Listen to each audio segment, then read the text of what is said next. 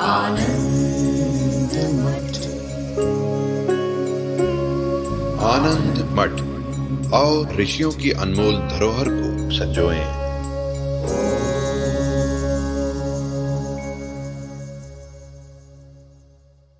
ये अज्ञान कैसा है? व्यष्टि है। आपके अंदर है, आपके अंदर है, आपके अंदर, सभी के अंदर है ना? है।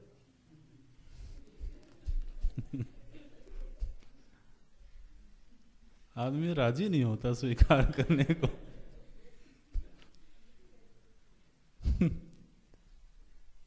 तो अज्ञान व्यष्टि, अज्ञान व्यष्टि, अज्ञान व्यष्टि, इस तरीके से समूची सृष्टि में जितने प्राणी हैं सभी के अंदर अज्ञान है, पृथक पृथक अज्ञान है।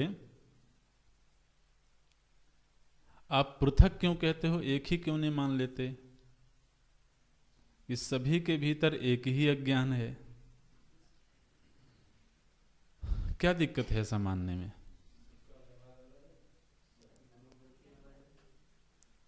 हाँ, नहीं, व्यवहार का हेतु तो संस्कार होता है। हाँ, वो नहीं, और कोई बोले? सभी के भीतर अज्ञान अलग है, ऐसा कहने के बजाय अगर हम कहें कि सभी के भीतर एक ही अज्ञान है, तो इसमें क्या दिक्कत है?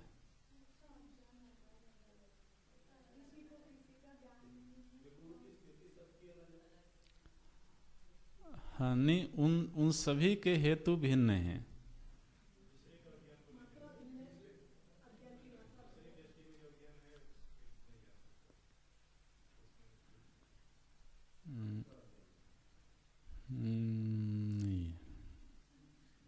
नहीं।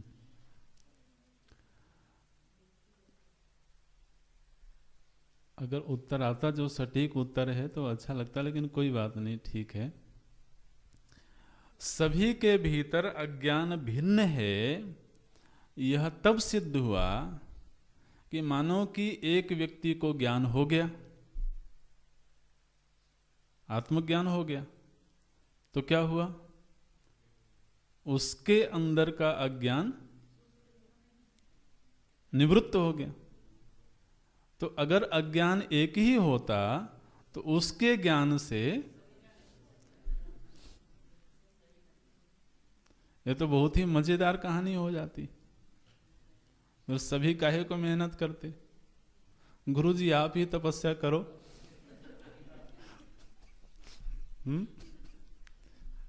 तो अब भाई जो अज्ञान आपके अंदर है वही हमारे अंदर भी है, तो आपको ज्ञान हो जाएगा तो हम मुक्त ही है। महाराज ऐसी कुछ खुशफहमी होती है लोगों में।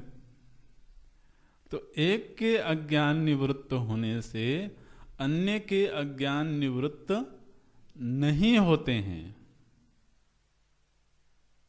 ठीक है, इसलिए ये कहा गया कि सभी के भीतर अज्ञान भिन्न भिन्न हैं। तो क्या हुआ?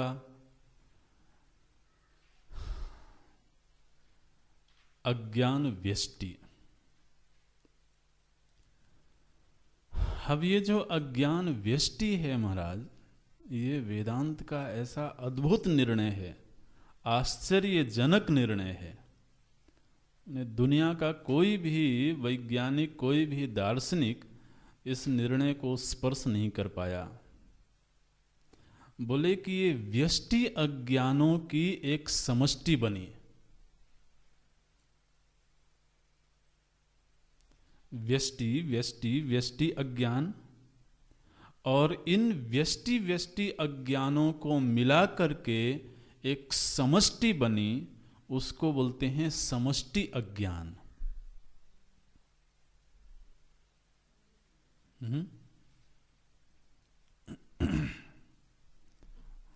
बोले समष्टि अज्ञान, कहते हैं ये समष्टि अज्ञान। अब ये व्यष्टि व्यष्टि व्यष्टि तो समझ में आता है।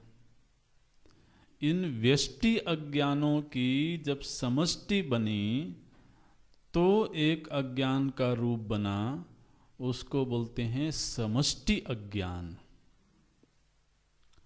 यह जो समष्टि अज्ञान है, यह जो समष्टि अज्ञान है, यही समष्टि अज्ञान जब चेतन की उपाधि बनता है तो उस चेतन को संज्ञा प्राप्त होती है ईश्वर।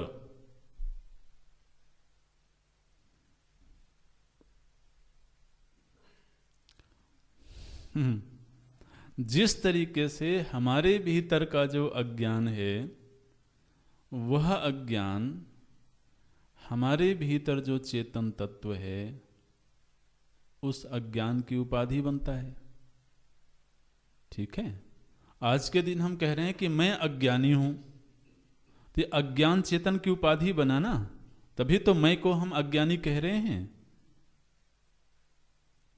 तो ये जो अज्ञान है, यह जब दृष्टा की उपाधि बना तो वह दृष्टा नहीं मालूम पड़ के जीव मालूम पड़ता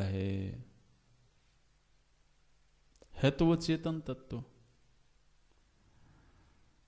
लेकिन ये व्यष्टि अज्ञान जब चेतन की उपाधि बनता है तब वह चेतन जीव कहलाता है, और व्यष्टि अज्ञानों की समष्टि रूप जो अज्ञान है, वह समष्टि अज्ञान जब चेतन की उपाधि बनता है तब उसी चेतन को कहते हैं ईश्वर।